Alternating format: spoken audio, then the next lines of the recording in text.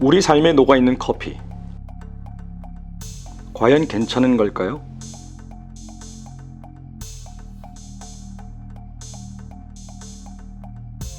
커피에 대한 오해와 진실. 3살 버릇이 여든간다. 오늘 우리의 선택과 습관이 우리의 미래를 만듭니다. 나의 선택과 반복된 행동은 우선 나 자신의 미래를 만들고 내 주변 어린이와 어른 모두의 미래를 바꿀 수도 있습니다. 지금 바로 시작합니다.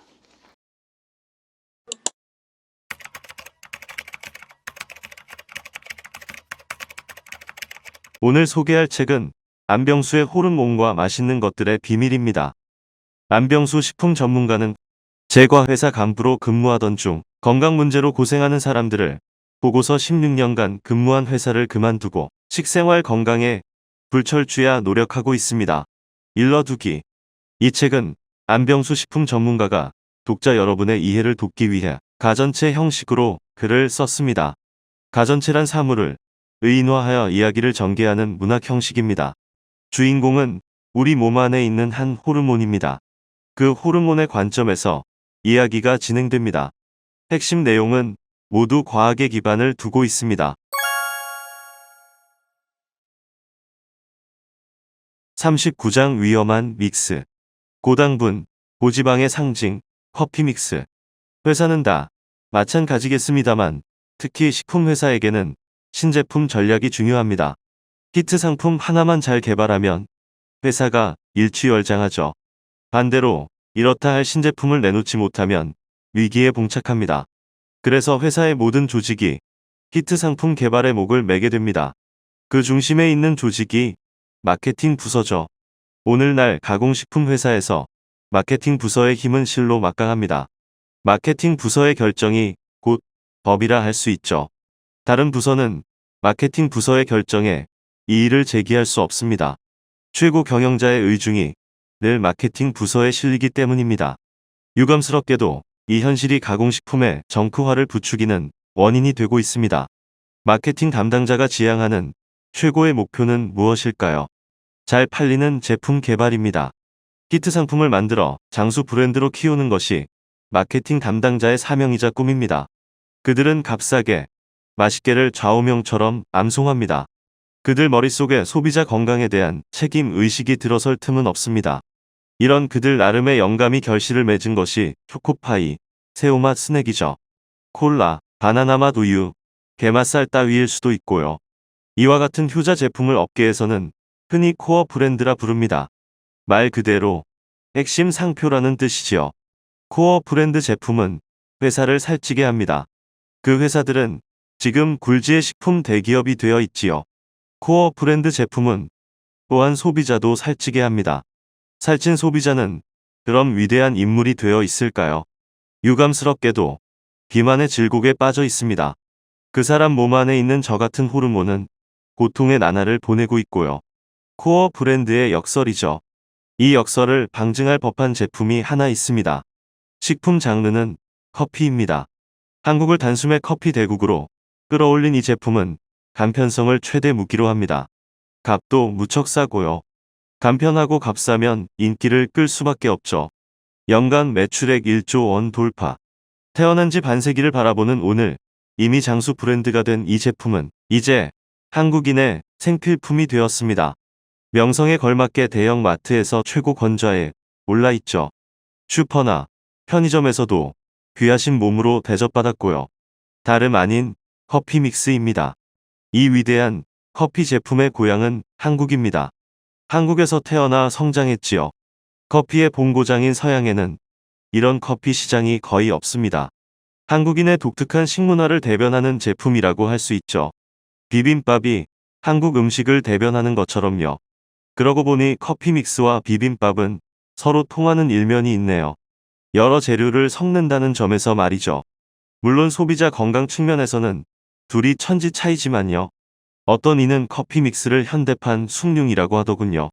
한국인들이 예전엔 식후에 숭늉을 마셨는데 요즘엔 커피 믹스를 타서 마신다는 것입니다. 단순한 기호식품을 떠나 필수 디저트 식품이 되어버렸네요. 음식 문화는 생활 양식을 말해주고 그 사회의 미래를 예언해주죠. 건강을 결정하는 가장 큰 인자가 식생활이니까요. 이 위대한 믹스는 한국인의 건강에 어떻게 기여하고 있을까요? 여러분의 건강 지킴이로서 말씀드리겠습니다. 커피 믹스를 최대한 멀리 하십시오. 그 믹스에 열광하는 이유가 뭡니까? 맛있어서입니까? 정제당, 정제 가공 유지, 향료 따위의 첨가물 마십니다. 그 맛이 자꾸 생각나십니까? 중독되셨을 가능성이 큽니다. 식품 첨가물은 중독성이 있다는 사실 아시잖아요. 그 강렬한 맛과 중독성은 여러분을 위로할지 모릅니다. 하지만 잠시일 뿐입니다. 그 끝에 대사증후군의 늪이 있습니다. 아시다시피 현대병의 입구죠. 바이러스성 팬데믹의 부채일 수도 있고요. 커피 믹스에서 가장 거슬리는 눈의 들보가 설탕입니다. 길쭉한 필름 봉지 안에 파우더 믹스, 그 절반가량이 백설탕입니다. 전형적인 고당분 식품이죠. 크리머는 어떻습니까? 우유를 연상하십니까? 우유와는 관계가 멉니다. 카제인 나트륨이라는 우유 성분의 화학 첨가물이 안정제로 조금 들어갈 뿐입니다. 주원료는 정제 가공 유지예요.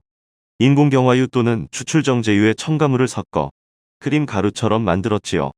고지방 식품이면서 유감스럽게 이것도 짝퉁 냄새를 물씬 풍기네요.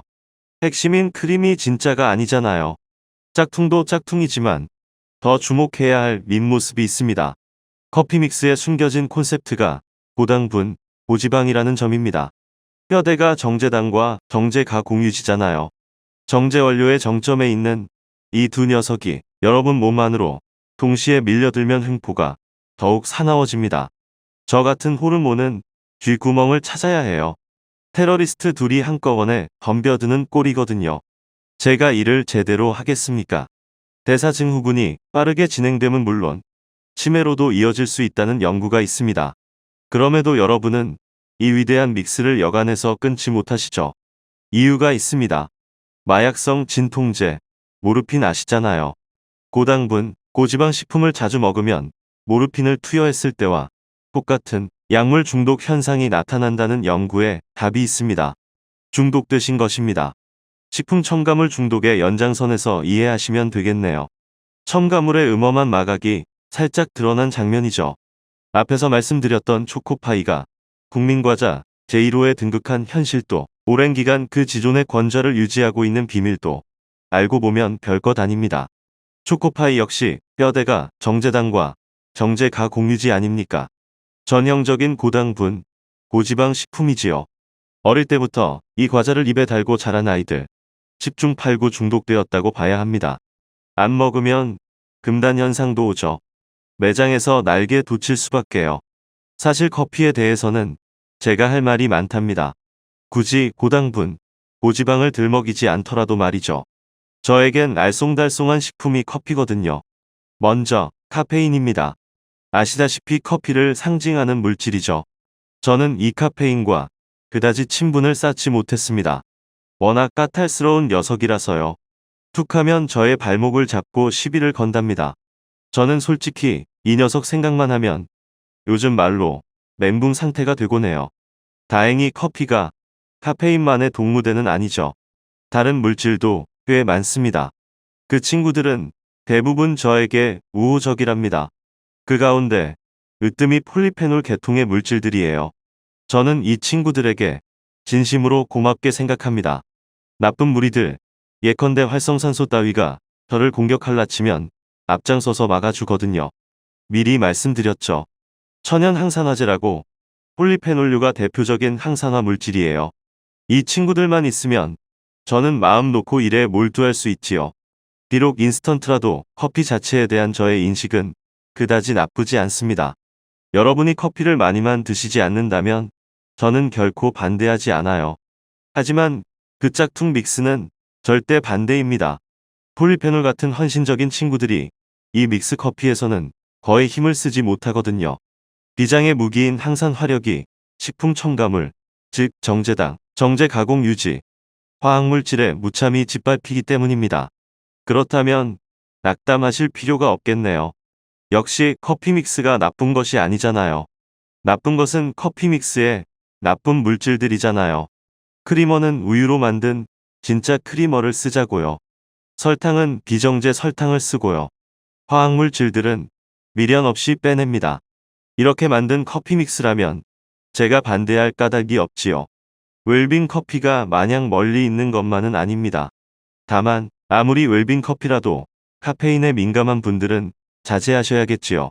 특히 아이들이 걱정입니다. 카페인은 신경 독성 물질이거든요. 중추 신경계를 손상합니다. 어른은 신경 독성 물질에 대한 저항력이 어느 정도 있어요. 혈뇌 장벽이라는 차단막이 신경계를 보호하기 때문입니다. 아이들은 그 차단막이 아직 채 갖추어져 있지 않지요.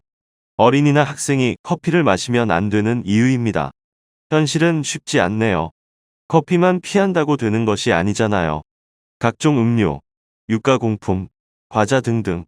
라벨을 보세요. 도처에 카페인이라는 글자가 널려 있습니다. 노골적인 것이 콜라, 커피우유 따위이고 초콜릿도 사실 카페인의 은신처이지요. 죄다 어린이 기호식품 아닙니까? 여러분 자녀의 신경계가 온전할 수 없는 환경이에요. 저와의 갈등으로 인한 잡음은 어찌 보면 조족지혈, 즉 세발의 피라는 말씀입니다. 한때 에너지 음료가 인기를 끈 적이 있지요. 물론 아직도 음료 시장에서 어엿한 존재감을 자랑하고 있습니다만 저는 이 음료를 감히 몰상식한 식품이라고 명포받겠습니다. 타깃이 누굽니까? 어린 학생들 아닙니까? 카페인 함량이 콜라보다 훨씬 많다는 사실을 아시는지요? 영국의 한 연구팀은 최근 에너지 음료가 혈관병의 원인이라며 젊은 층일수록 더 조심하라고 경고합니다. 미국에서는 이 음료로 인해 학생이 사망한 사건까지 있었지요. 카페인 하면 빼놓을 수 없는 식품이 제약회사의 각성 드링크류입니다. 그 신박한 각성 효과가 카페인의 마력이라는 사실 잘 아시죠? 식품 첨가물의 복마전이라는 점은 언급하지 않겠습니다. 요즘 한국 사회의 화두가 안전이지요. 식탁에서도 안전을 외쳐야 하는 현실이 답답합니다. 건강 지킴이 호르몬으로서 피곤한 나날의 연속일 수밖에요. 여기까지 책의 내용 중 일부를 정리해 보았습니다. 본 영상에는 담지 못한 좋은 내용이 책 속에 참 많이 들어 있습니다. 부디 여러분은 직접 책을 구해서 한번 꼭 읽어보시길 추천드립니다. 오늘 영상을 보면서 어떤 생각이 드셨나요? 댓글을 작성해 주시면 앞으로 더 나은 영상을 만드는 데 참고하겠습니다. 오늘 영상이 도움이 되었다면 구독, 좋아요, 알림 설정 부탁드립니다. 어린이와 어른, 우리 모두의 건강과 안전을 위해 계속 노력하겠습니다.